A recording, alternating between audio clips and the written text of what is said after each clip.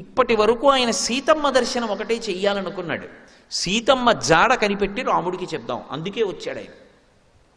కానీ ఇప్పుడు ఆయన గుండెలు అవిసిపోయి ఆవిడ కష్టం చూసి, అమ్మో ఏదో లంకలో ఉందనుకున్నాను నా తల్లి.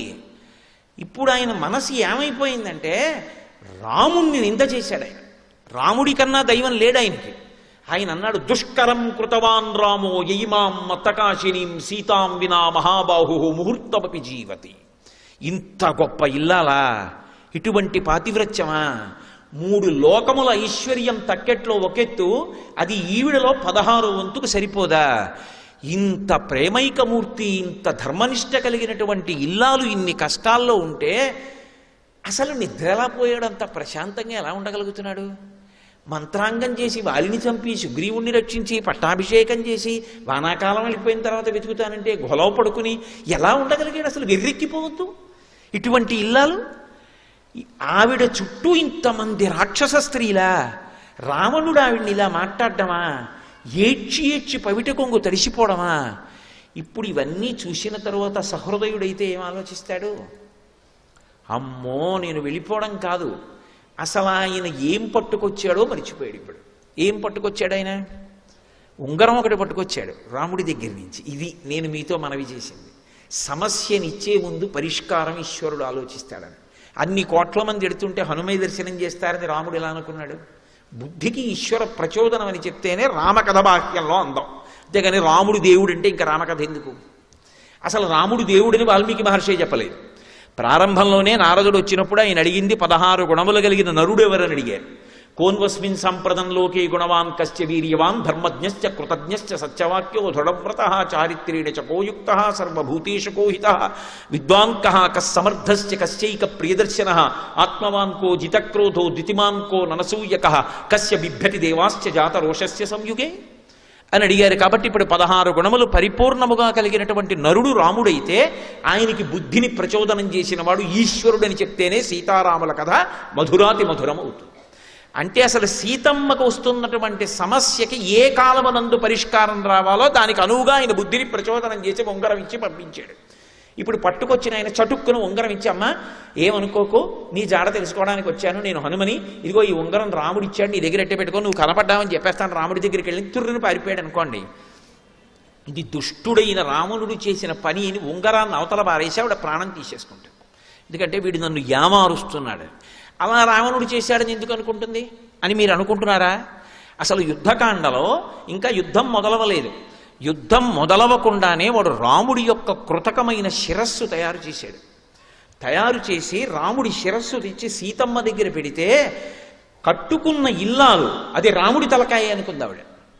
అంత ఏడ్చింది. కానీ ఈశ్వరుడు అక్కడ ఉన్నాడు కదూ. అంత ఏడుస్తుంటే అకస్మాత్తుగా వాడికి కబురు వచ్చింది, ఏదో ముఖ్యమైన పని మీద అందరూ ఎదురు చూస్తున్నారు రమ్మని. చటుక్కున వెనక్కి తిరిగిపోయాడు. తిరిగిపోవడంలో శిరస్సు అంతర్ధానం అయిపోయింది. అప్పుడు పక్కనున్న వాళ్ళు చెప్పారు, ఇంద్రజాలం వాడు సృష్టించాడు, అది రాముడి శిరస్సు కాదు. కావాలంటే అదిగో భైరీనాదాలు వినపడుతున్నాయి. నిజంగా రాముడి శిరస్సు తెగిపోతే వాళ్ళందరంత సంతోషంగా ఉంటారా, వస్తారా వానరులని అని. ఇంకొకసారి బ్రహ్మాస్త్రం చేత రాముడు పడిపోయి ఉంటే రాముడు మరణించాడు చూడమని సీతమ్మని పుష్పక విమానం ఎక్కించి పంపించాడు. ఎలాగో రాముడు చనిపోయాడని ఆవిడ తప్పు చేస్తే ఇక రాముడు లోపలికి రాడు, వెళ్ళిపోతాడు. ఇటువంటి భార్య నాకెందుకని కార్యం సాధించవచ్చు. ఎటువంటి కుట్రపూరితమైన ఆలోచనలు చెయ్యాలో అన్నీ చేశాడు. పైకి చేష్టితములకు ముందు లోపలి సంస్కారం ప్రధానం. లోపల ఆలోచన ఎలా ఉంటుందో పైన కార్యం అలా ఉంటుంది. అన్ని అవలక్షణములున్నవాడు, అటువంటి దుష్టమైన ఆలోచనలు ఉన్నవాడు, అటువంటి వాడు ఒక ఉంగరాన్ని తీసుకురావడం పెద్ద గొప్ప. తన దగ్గర ఉన్న రాక్షసుల్లో ఒకటి కోతిని చేయడం పెద్ద గొప్ప. ఆవిడ నమ్ముతుందా? ఆవిడికి ఆశ్వాసం కలుగుతుందా? ఒక్కనాటికి కలగదు. ఇప్పుడు ఆయన గుర్తించింది ఏమిటంటే ఈ తల్లికి ఉంగరం ఇవ్వడం ప్రధానం కాదు. ఉంగరం ఇవ్వడానికి ముందు మాట్లాడాలి. అసలు మాట్లాడడానికి అవకాశం ఏది? ఇప్పుడు మాట్లాడి వెళ్ళలేదనుకోండి, ఉపద్రవం ఇంకొకలా వస్తుంది. అది ఈశ్వరుడు 1000 కళ్ళతో భక్తుణ్ణి చూసుకోవడం అంటే. ధర్మాన్ని ఆయన కాపాడుకుంటాడు. అందుకు కదూ హనుమ అంతటి వారు నిర్వేదానికి లోనై శరీరం వదిలిపెట్టేస్తాను, హస్తాదానో ముఖాదానో నియతో వృక్షమూలిక వానప్రస్థో గమిష్యామి దృష్ట్వా జనకాత్మజాం, నేను ఇక్కడే ఉండి శరీరం వదిలేస్తానంటే అకస్మాత్తుగా ఆయనకు ఆలోచన వచ్చింది. వినాశే బహవో దోషాః జీవన్ భద్రాణి పశ్యతి. చచ్చిపోయి గొప్ప కాదు, బ్రతికుండి సాధించాలి. సంపాతి చెప్పిన వాక్యం నిజం. మళ్ళీ అన్వేషణ చేసి సీతాదర్శనం చేశారు కదా. అలాగే ఆ తల్లి చాలా పిడుగులాంటి మాట అంది. పతివ్రతాత్వం విఫలమ్మమేదం కృతం కృతఘ్నేష్వివ మనుషాణం. ఇంత కష్టం అసలు ఎందుకు వచ్చింది? వెంటనే ఆవిడ తన దోషం ఏమిటో గుర్తించింది. ఇది నిజమైనటువంటి భక్తుడికి ఉండేటటువంటి లక్షణం. ఎక్కడ దోషం జరిగిందో గుర్తుపట్టగలిగినటువంటి బుద్ధి ప్రచోదనాన్ని ఈశ్వరుడు ఇస్తాడు. ఆవిడంది, నూనం సకాలో మృగరూపధారి మామల్ప భాగ్యాం లులుభే తదానీం యత్రార్యపుత్ర విసర్జ్యమూఢా రామానుజం లక్ష్మణపూర్వజంచ. ఒక్క మహర్షికి చెల్లింది. ఇటువంటి రామాయణాది కావ్యాలకి మనం వారసులం అవడం ఎంత భాగ్యం అండి. నిజంగా ఈశ్వరుడు అనుగ్రహం అలా పుట్టించాడు మన్ని. ఆవిడంటుంది, నూనం సకాలో మృగరూపధారి మామల్ప భాగ్యాం లులుభే తదానీం. నాకు కాలము లౌల్యాన్ని కల్పించింది, లోభత్వాన్ని కల్పించింది. రాముడు వినా నాకు ఇంకేం అక్కర్లేదన్నాను ఒకప్పుడు. రాముడు అరణ్యవాసానికి బయలుదేరుతున్నప్పుడు రాముడు నిన్ను తీసుకెళ్ళను అన్నాడు సీతమ్మని. ఎన్నో కారణాలు చెప్పాడు. ఆవిడ ఒక పెద్ద మాట చెప్పి, ఆవిడంది, నా తంత్రి వజ్యతే వీణ నా చక్రో వర్తతే రథ నాపతి సుఖమే దేత యస్యాదపి శతాత్మజ అని. భరతుడున్నాడు, శత్రుఘ్నుడున్నాడు, దశరథ మహారాజు గారు ఉన్నారు, కౌసల్య సుమిత్ర కైకేయి ఉన్నారంటావేం రామా? అసలు ఒక కులకాంతకి భర్త పక్కన ఉండడమే సంతోషం, అంతే. నా తంత్రి వజ్యతే వీణ, వీణ తీగలు గోటి చేత పెనగి పెనగి మోగుతాయి, కానీ వీణ తీగలు మోగుతున్నాయి అనరు, వీణ మోగుతోందంటారు. నా చక్రో వర్తతే రథ, రథచక్రములు ముళ్ల మించి, అశుద్ధం మించి, మలమూత్రముల మించి, రాళ్ల మించి వెడతాయి. రథచక్రములు వెడుతున్నాయి అనరు, రథం వెడుతోందంటారు. భర్త ఎంతో కష్టపడి జీవితంలో కీర్తి ప్రతిష్టలు సంపాదించుకుని ఆర్జన చేసి తెస్తాడు. ఆయన ఇల్లాలుగా ఎంతో ఖ్యాతి పొందుతుంటుంది భార్య. భర్త పక్కన లేకపోతే 100 కొడుకులు అమ్మ మీద ఎంత భక్తి కలిగిన వాళ్ళంటే, అమ్మ నిద్ర మంచం మించి లేచి కాలు కింద పెడుతున్నప్పుడు మా అమ్మగారి కాళ్ళు నేల మీద పెట్టి నడవడం ఏమిటని 100 కొడుకులు తమ అరచేతులు నేల మీద పరచి అరచేతులలో ఆమె చేత కాళ్ళు వేయించి నడిపించగలిగినంత ప్రేమైకమూర్తులైన కొడుకులు ఉన్నప్పటికీ కూడా భర్త వలన వచ్చినటువంటి సుఖ సంతోషములు భార్యకి ఇతరుల వలన కలగవు రామ. నాకు నువ్వున్నదే అయోధ్య, నీతో ఉండడం సంతోషం, నేను ఇక్కడ ఉండనంది అన్న ఆవిడ. లక్ష్మణస్వామి అంత చెప్పారు, వద్దమ్మా వదినమ్మా నా మాట వినమ్మా, ఇది రాక్షసమాయమ్మా, మారీచుడు తిరుగుతున్నాడు దగ్గరలో, వాడు చాలా ప్రమాదకారి, నా మాట విను, వద్దమ్మా వద్దమ్మా అని చెప్పారు. 14 ఏళ్ల అరణ్యవాసంలో 13 సంవత్సరములో ఆవిడ అడిగింది లేదు, రామాయణంలో ఎక్కడా లేదు. పైగా అసలు అంతఃపురానికి వెళ్ళగానే సుమంత్రుడు కౌసల్య దశరథుడు అడిగిన మొదటి మాట ఏమిటంటే, మా కోడలు ఎలా ఉందని అడిగారు. ఒకటి ప్రేమ, 2 అక్కడికి వెళ్ళిన తర్వాత ఏమిటో మన కర్మ ఏమిటో మన కర్మ అని మొదలు పెడితే అసలు రాముడు ఎలా ఊహించుకుంటాడు? మా కోడలు ఎలా ఉందని అడిగితే ఒకటే చెప్పాడు సుమంత్రుడు, బాలేన రమతే సీత బాలచంద్ర నిభానన రామ రామే హ్యదీనాత్మ విజనేపి వదేసతి అని చెప్పాడు అయోధ్యకాండలో. బాలేన రమతే సీత, బాల ఎలా ఆడుకుంటుందో రాముడు పక్కనున్నాడు అని చెప్పి సీతమ్మ అలా ఆడుకుంటోంది అడవిలో. తండ్రి చిన్న పిల్లల్ని ఏదో ఓ పార్క్కి తీసుకెళ్ళాడు అనుకోండి, నాన్నగారు అక్కడ కూర్చుంటే పిల్లలు ఆడుకుంటుంటారు, ఆడుకుంటూ ఇలా చూసుకుంటూ ఉంటారు. నాన్నగారు కనపడలేదనుకోండి, అక్కడ ఒక్కసారి ఆట ఆపేసి నాన్నగారండి అని ఏడుస్తూ వచ్చేస్తారు. బాలేన రమతే సీత బాలచంద్ర నిభానన. సీతమ్మ అలా ఎందుకు ఆడుకుంటోందో తెలుసా? రాముడు ఉన్నాడు కాబట్టి. భౌతికంలో అంతఃపురం లేదు, ఐశ్వర్యం లేదు, రాముడు ఉన్నాడు చాలా ఆవిడికి. నూనం సకాలో మృగరూపధారి మామల్ప భాగ్యాం లులుభే తదానీం. 13 ఏళ్ళు ఓపిక పట్టిన దాన్ని 14వ ఏడు ప్రారంభంలో జింక మీద కోరికుట్టిందా? వద్దమ్మా వద్దమ్మా వద్దమ్మా తల కొట్టుకున్నాడా లక్ష్మణస్వామి. కాదు, జింకని తేకపోతే చర్మం అన్నా కావాలన్నానా? నా మాట విని రాముడు వెళ్ళిపోయాడు. ఆయన తప్పేముంది? నేనంత హఠం చేస్తే వద్దు జింకని, ఇప్పుడు దాని వెంట వెళ్ళడం కష్టం అంటే ఏమో తర్వాత మాట ఏముందునో అన్నా తప్పే ఉంది, స్వాతంత్ర్యం ఉండదు మరి భార్యాభర్తల మధ్య. భార్యకి కోపం వచ్చిందనుకోండి, ఎవరిని అంటుంది? అన్నీ నమ్ముకుని, ఆయనే అన్నీ నమ్ముకుని వచ్చినటువంటి భార్య చాలా చిరాకు వచ్చిందనుకోండి, భర్తనే అంటుంది, నా కర్మ మిమ్మల్ని కట్టుకోవడం అంటుంది. వెంటనే గుండెలు బాధేసుకోకూడదు. ఎంత పిచ్చో, అన్నీ నేనే కదూ, నన్ను కాకపోతే ఎవరినంటుంది అని చిన్న నవ్వు నవ్వి సేద తీర్చినవాడు భర్త. వెంటనే దాని వాక్యార్థం తీసుకుని మూతి తిప్పుకుంటే భర్త ఎందుకు అవుతాడు? భర్తృత్వానికి అర్హత లేనివాడు అవుతాడు. వయస్సు వచ్చిందేమో కానీ భర్త స్థానంలో కూర్చోవడానికి అర్హత పొందినవాడు కాడు, ఇంకా పరిణతి పొందలేదని గుర్తు. నేను అందుకే అన్న, దాంపత్యం అంటే రామాయణంలోంచి చదివి నేర్చుకోవాలి అసలు. కాబట్టి ఆ తల్లి స్వతంత్రంగా అడగదు. మరి అడిగింది జింక చర్మం తెమ్మని, మంచి విలుకాడు కదా అని. ఒకవేళ తేకపోతే అది ఇంతోటి జింకని కొట్టడం మీకు పెద్ద కష్టమా? ఇంతలోనే రాక్షసులు ఎత్తుకుపోతారా నన్ను? లక్ష్మణస్వామి లేడా? మీకు వినపడదా? మీరు రారా? మీరు ఎక్కడ నిలబడి బాణం వేయలేరు అని అడగదావిడే. అందుకని ఆయన వెళ్ళాడు. నేనేనా పంపించింది? ఇప్పుడు ఆవిడ అంతరాత్మ పరిశీలనం చేసుకుంటారు. పరిశీలనం చేసుకుని, నూనం సకాలో మృగరూపధారి, కాలమే మృగరూపంలో వచ్చింది, నేను అల్పభాగ్యం ఉన్నదాన్ని అని నాకు గుర్తు చేయడానికి. రాముడితో గడిపింది అల్పభాగ్యం. ఎందుకో తెలుసా? సంతోషంగా ఉన్న కాలం చాలా సరదాగా వెళ్ళిపోతుంది, ఇట్టే అయిపోతాయి రోజులు. చాలా కష్టపడ్డ రోజులు భారంగా పెడతాయి, కాలం దొరలనట్లుగా అనిపిస్తుంది. అబ్బా ఏమిటో అసలు నడవట్లేదు కాలం అనిపించేస్తుంది. ఆ మనసులో కష్టం ఉంటే అది 13 ఏళ్ళు ఆవిడ అనుభవించింది. 14వ ఏడు పూర్తవలేదు, 10 నెలలే అయింది. కానీ అది అల్పభాగ్యం అంటుంది. ఎందుకని 10 నెలల కష్టం ఆవిడికి ఎంత తప్పు చేసేసిందో గుర్తొస్తుంది. మా అల్పభాగ్యం లులిభేతదానీం, ఆ కాలం నన్ను లోభ పెట్టేసింది.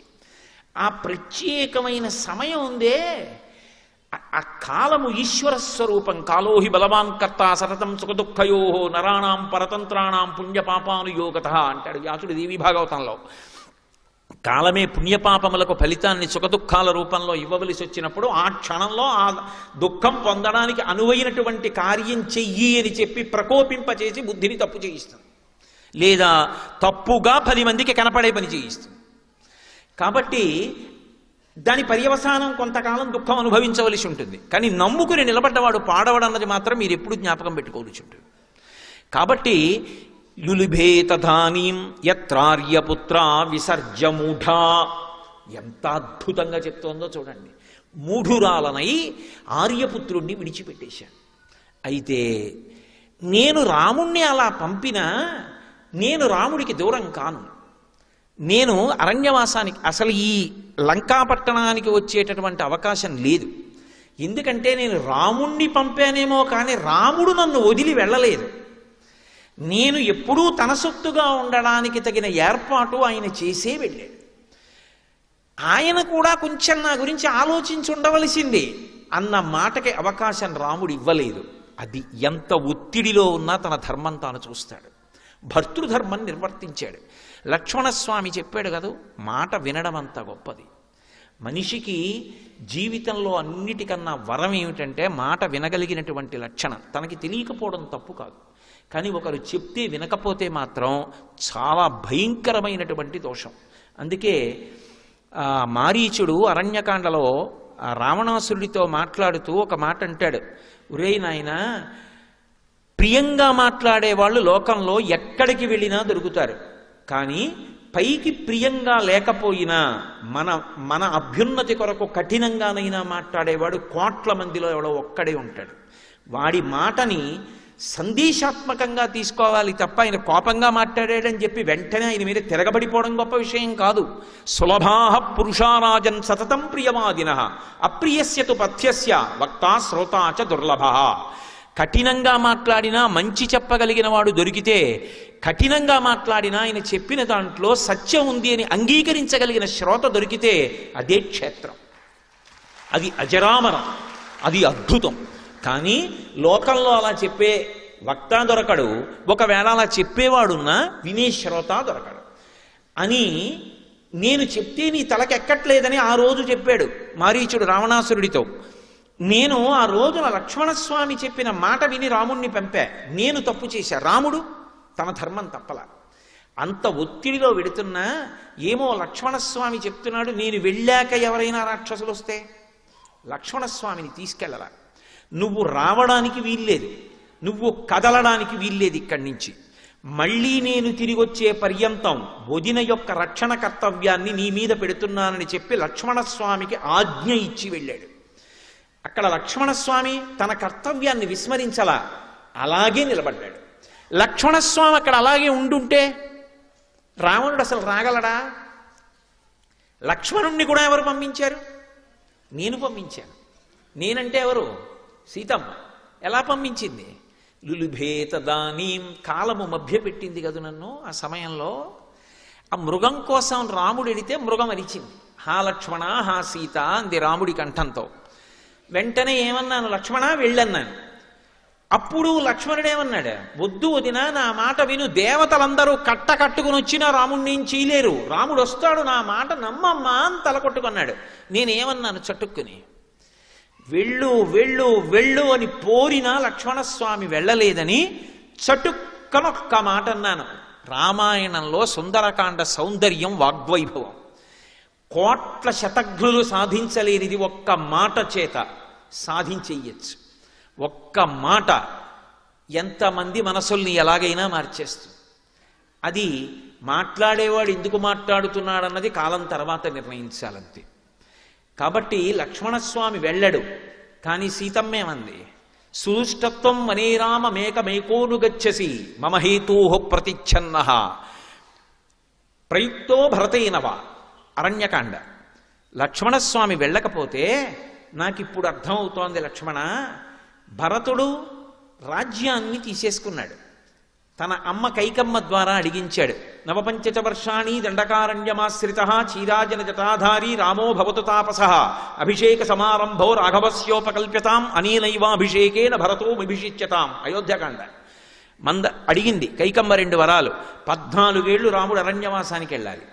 భరతుడికి ఇదే ముహూర్తానికి పట్టాభిషేకం చేయాలి. నక్షత్రాలు ఒకటి కావు. ముహూర్తం ఎలా సరిపోతుంది? ఆలస్యమైతే రాముడికి దక్కుతుందేమో, చేసేయమంది. రాముణ్ణి అరణ్యవాసానికి పంపింది. ఒకడు ఎక్కడో ఉండి రహస్యంగా రాజ్యం కొట్టేశాడు. అక్కడే ఉన్నవాడు రాజ్యం పోయినా నన్ను చూసుకో, మీ అన్న బతుకుతాడు, మీ అన్నకి నేను శాంతి స్థానం. ఇది భార్యాస్థానం అంటే. ఎన్ని కష్టాలు వచ్చినా భార్య మీకు ఎందుకండి, మీరు నమ్ముకున్న ఈశ్వరుడు లేడా అని ఒక్క మాట అంటే పురుషుడు నిలదొక్కుంటాడు. సీతమ్మ శాంతిస్థానం. అది పోతే తప్ప రాముడు పడ్డం. కాబట్టి సీతమ్మ వెళ్ళిపోవాలంటే నీవు నా మీద కన్నీశావు ఎప్పటి నుంచో, నన్ను నువ్వు అనుభవించాలని చూస్తున్నావు. అందుకని భరతుడు నిన్ను పంపాడు. మీ ఇద్దరు కూడబలుక్కున్నారు. ప్రయుక్తో భరతేనవా. ఆయన రాజ్యం తీసేసుకున్నాడు, నువ్వు నా కోసం వచ్చావు. మీ అన్న అరిచాడు, నువ్వు వెళ్ళవు, నాకు తెలుసు. ఎందుకంటే ఆపదొచ్చి రాముడు పడిపోవాలి. పడిపోతే నన్ను నువ్వు పొందుదామని చూస్తున్నావు. నా ప్రాణాలు పోయినా నీకు భార్యని కానంది. ఈ మాట విన్నాడు లక్ష్మణస్వామి. అమ్మా ఇంకా విననమ్మా, నేను బయలుదేరిపోతున్నానని వెళ్ళిపోయాడు. పాము ఎలా వెళ్ళిపోతుందో అలా ముక్కుతూ మూల్గుతూ ఏడుస్తూ కళ్ళు తుడుచుకుంటూ వెళ్ళిపోయాడు. వెళ్ళిపోతే ఏమైంది? లక్ష్మణస్వామి వెళ్ళాడు. లక్ష్మణస్వామికి రాముడికి కూడా దూరం అయిపోయాడు. మాట కదు కొట్టేసింది దెబ్బ నన్ను. ఒక్క మాట ఎంత ఇబ్బంది పెట్టింది. అది దానికి నేపథ్యం ఏమిటి? ఇంత కష్టాలు పడ్డానికి కాలం నాకు మోహాన్ని లోభాన్ని కుదిర్చింది. ఒక మృగమునందు ఒక జింక. ఏం చేసుకుంటాను ఇప్పుడు? ఆ జింక కాదు, 1000 జింకలు అటువంటివి తెచ్చిస్తే నాకు ఆనందం ఉందా? ప్రమదావనంలోనే పెట్టాడు, అక్కడ తిరుగుతుంటాయి 7 జింకలు. ఏమి సంతోషం పొందుతాను? రాముడే కావాలి రాముడే కావాలన్న దాన్ని రాముణ్ణి జింక కోసం పంపి ఒక్క 5 నిమిషాలు ఓర్చకుండా అంత సేవ చేశాడే. మామగారు దశరథ మహారాజు గారు కట్టిన పట్టుపుట్టం కట్టకుండా ఉండడానికి అరణ్యవాసంలో ఎన్ని పట్టుపుట్టాలు కావాలో అన్నిటినీ కావడికి ఎత్తితే మోసుకొచ్చాడు అరణ్యంలో మహానుభావుడు. అగ్రత ప్రయయౌ రామ మధ్యే సీత సుమధ్యమా పృష్ఠస్తు ధనుష్పాణి లక్ష్మణో అనుజకామహ అని అయోధ్యకాండ. ముందు రాముడు నడుస్తుంటే మధ్యలో సీతమ్మ నడిస్తే వెనక నుంచి ఏమైనా ఆపదొస్తుందని వెనక లక్ష్మణస్వామి నడిచాడు. అంతటి పరమభక్తుడు. అటువంటి వాణ్ణి చటుక్కున మాటన్నానే కట్టి కొడపట్లా, ఇబ్బంది పెట్లా, నన్ను రాలా అరణ్యవాసానికి. అంతఃపరిశీలనం చేసుకుని అది నిజంగా తను చేసిన తప్పు కాకపోయినా పరిస్థితులలో సీతమ్మ అలా మాట్లాడడం తప్పని నిర్ధారించడం కూడా సాధ్యం కాదు. ఎందుకో తెలిసి ఆవిడికి భర్త ప్రాణం. అయినప్పుడు భర్త అలా హా సీత హా లక్ష్మణ అని ఆయన కంఠం వినపడితే ఏ భార్య వెళ్ళమని అందు, వెళ్ళకపోతే ఏమంటే వెళ్ళిపోతాడో ఆ మాట అనేసింది. ఆవిడికి కావలసింది వెళ్ళిపోయి రాముడిని ఆదుకోవాలి. నిజంగా లక్ష్మణస్వామిని అనాలని కాదు, కానీ అనరాని మాట అనేసింది. అనేసిన తర్వాత లక్ష్మణస్వామి వెళ్ళిపోయాడు. రామానుజం, రాముడి తమ్ముడు వెళ్ళిపోయాడు. లక్ష్మణ పూర్వజంచ, లక్ష్మణుడికి ముందు పుట్టిన వాడికి దూరం అయిపోయాడు. ఇప్పుడు ఆవిడ అంతఃపరిశీలనం చేసుకుంది. నిజమే, తప్పు చేశాను, కానీ తద్దోషానికి ఎంత కష్టపడ్డాను. 10 నెలల నుంచి నా కష్టం చెప్పుకోవడానికి మనిషి లేడే. అయినా మనసులో కూడా ఎన్నడూ రామ పాదములను విస్మరించలేదు. మరి ఇంత కష్టపడితే అనన్య దైవత్వమియం క్షమాచ భూమౌచ చెయ్యా నియమశ్చ ధర్మే పతివ్రతాత్వం విఫలం మమేదం కృతం కృతఘ్నేష్వ మనుషాణం. చేసిన తప్పుకు ఫలితం ఉంటే చేసిన ఉపాసనకు ఫలితం ఏది? మరి పడ్డ పరివేదనకి ఫలితం ఏది? అది లేనప్పుడు నేను దీన్ని ఎందుకు నమ్మాలి? నేను దీన్ని నమ్మకపోతే ఏం చెయ్యాలి? నిజానికి ఆవిడలో ఉన్నటువంటి ధర్మం మరొక నిర్ణయం చేసుకునేటట్టు చెయ్యదు. కాబట్టి ఈ శరీరంతో ఉండరు, అసలుకి అనవసరం. ఈ శరీరంతో ఉంటే ఏమవ్వాలి? కష్టాలు పడాలి. ఇక్కడ ఏమిటి? నేను కోరుకున్న బ్రతుకు ఇవ్వడు రావణుడు. నేను కోరుకున్న బ్రతుకునివ్వడానికి నమ్ముకున్నవాడు రాడు. నేను కష్టాలు పడుతూ ఉండలేను. కష్టాలన్నీ దేనివి? మనసువి, శరీరానివి కూడా. ఈ శరీరమే నశించిపోతే గొడవే లేదు. అంటే ఆత్మహత్య చేసుకోవడం తప్పని సీతమ్మకి తెలీదా? ఆవిడకి బాగా తెలుసు శాస్త్రం. కానీ ఆవిడ ఎందు అటువంటి సన్నివేశం వైపుకి నడిచేటట్టుగా బుద్ధి కలగలేదనుకోండి, ఆ రోజునే కలగలేదనుకోండి, పెద్ద ప్రమాదం ఒకటి ఉంది కాలంలో. ఇది హనుమ వచ్చిన రోజునే కలగాల అండి ఆలోచన. అంటే హనుమ వెళ్ళిపోయిన తర్వాత కలిగితే రామాయణం ఏమైపోతుంది? ఆవిడ ఊరిపోసేసుకుంటే. ఆవిడ ఓ మాట అంది, రాక్షసత్వం అన్న మాటకి పరాకాష్ట ఏమిటంటే, నేను ఎలా బ్రతుకుదాం అనుకుంటున్నానో అలా బ్రతకనివ్వడు. నేను ఇలా బ్రతకలేని చచ్చిపోదామంటే చచ్చిపోవడానికి ఓ శస్త్రం పట్టుకొచ్చి ఓ కత్తి ఇవ్వరు, విషం ఇవ్వరు. చచ్చిపోవడానికి వీల్లేదు, తాను కోరుకున్నట్టు బ్రతకడానికి వీల్లేదు. ఈ రెండిటి మధ్య నలిపేవాడేవాడు రావణుడు. అది వాడి రాక్షసత్వం. కాబట్టి నేను ఉండను ఈ శరీరంతో. మరి ఎలా చచ్చిపోవాలి అంటే, ఇప్పుడు మీరు ఒకటి బాగా గమనించండి. ఆవిడికి ఆలోచన ఇవ్వాలే వచ్చింది కాబట్టి, హనుమ వచ్చిన రోజునే వచ్చింది కాబట్టి, మాట్లాడడానికి ఉపశాంతిని ఇవ్వడానికి హనుమ ఉన్నారు.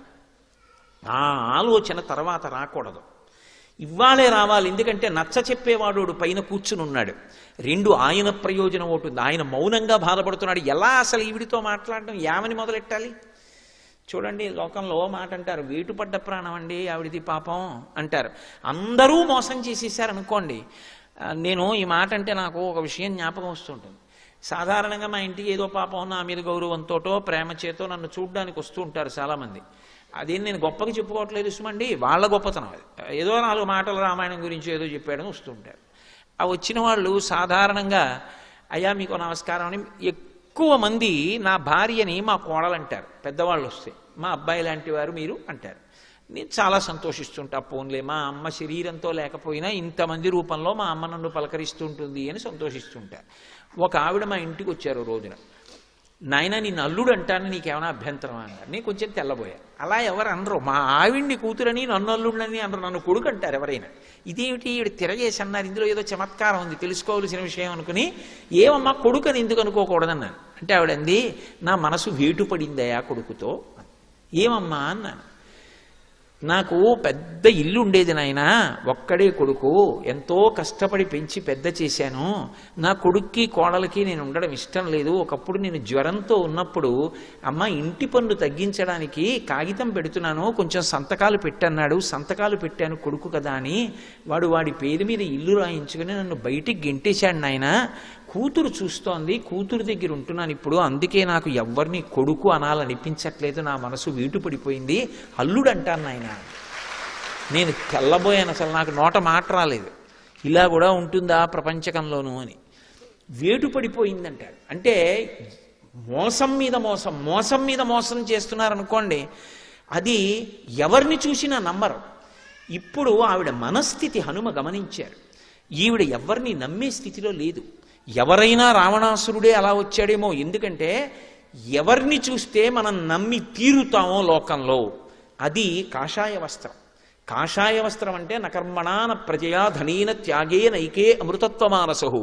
అటువంటి కాషాయం బట్ట కట్టుకున్న వ్యక్తి కనపడితే ఈయన వలన మనకి ఏ అపకారం ఉండదు అని వెంటనే నమ్ముతాం. ఈ దేశానికి ఉన్న గొప్పతనం అది.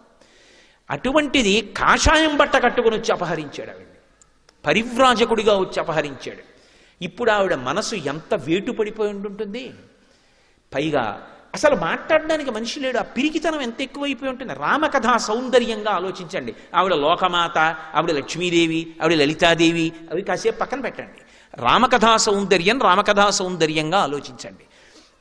ఇప్పుడు ఇవాళ నేను వెళ్ళిపోతే రేపొద్దున్న ఎప్పుడైనా ఈ ఆలోచన వస్తే, నేను మీతో అన్నాను కదా, ఆపద ఇవ్వవలసిన వాడు ఆపద రాకుండా ముందు ఆలోచించాలి. అది భగవంతుడంటే. ఆవిడికి ఇప్పుడు ఇంత పెద్ద ఆలోచన వచ్చేసింది. పతివ్రతాత్వం విఫలం మమేదం కృతం కృతఘ్నేష్వ మనుషాణం అని. ఈ ఆలోచన ఇవ్వాలే వస్తే హనుమ ఉండగా హనుమ జోక్యం చేసుకుని శాంతినిచ్చి పెడతారు. ఆ తర్వాత అటువంటి ఆలోచన రాదు. 2, హనుమకి మాట్లాడడానికో మంచి అవకాశం తనంత తాను అకస్మాత్తుగా వచ్చేస్తుంది.